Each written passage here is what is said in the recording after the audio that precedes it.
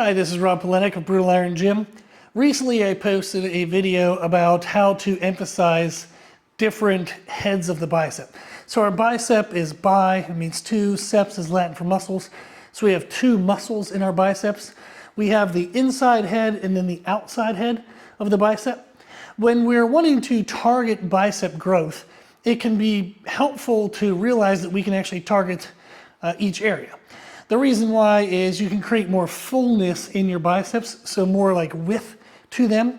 And then something I'm working on is I'm trying to create more separation between my shoulder and my bicep. So I actually like to target the upper portion, the upper outer portion of the bicep, try to really get that to grow. So that way there's more separation. I just think it looks cool. So I saw that kind of physique aspect in stand efforting, and I always thought that was a cool look. So when you're doing curls, if I'm doing a bicep curl with the cable here, when I'm stepping back and I'm thinking of curling, if I want to target the outside head, what I can do is instead of leaving my palm perfectly flat and curling like straight ahead of my body, I can actually curl across my body. And that also leads to a comment I had on that previous video that talked about that kind of variation. They asked about what to do with your wrist, whether you should start with a neutral position and then kind of turn your wrist as you curl, or what position would be best for your wrist. So I wanted to answer that in today's video and just kind of add that to the complexity. What I love about training is these nuances. I actually really like these small things because if I'm going to take the time to do something, I want it to be as pinpointed, accurate as possible. And then I do that with my nutrition, I do that with my rest, my recovery, my supplements. So I like the perfectionist nature of this. So I do pay attention to and I do care about what my wrist position might be. So if we're thinking about the biceps, if I want to emphasize the inside head of my bicep, I would be best to curl kind of straight out from the shoulder. Now with your wrist, you can actually start with a slightly angled position. Let me get a little closer to the camera. You can start with a slightly angled position because our bicep is involved when we rotate our wrist. So you can actually just do this, where if you put your other fingers on your bicep and then turn your wrist, you can feel it moving.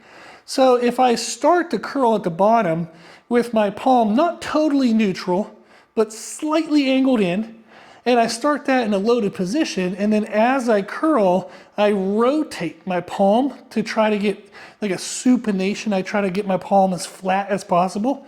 That actually extends the range of motion of that inside head of the bicep. So if I kept my palm totally flat the whole time, it works fine, and that would be a good option.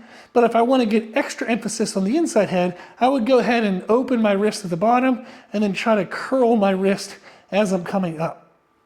Now, if I'm aiming for the outside head of the bicep, instead of curling straight in front of my shoulder, I'm going to curl a little bit across my body. That helps me activate more of this outside head of the bicep.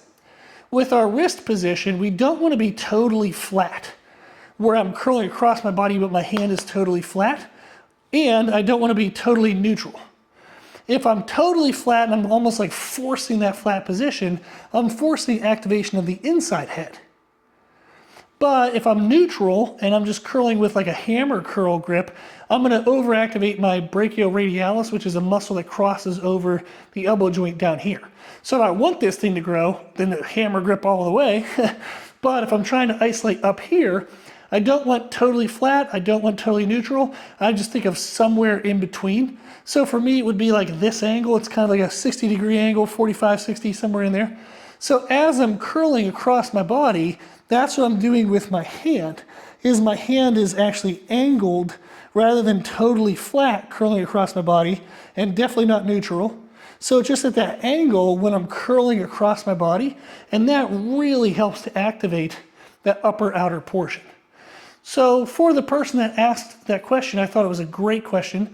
I answered it on that video, but I thought it might be fun to come back and make this video as well. So there are some extra tips on how to kind of hack your bicep curls and make sure you're really emphasizing which part of the bicep you like. You can add any comments or questions below, and I appreciate you watching.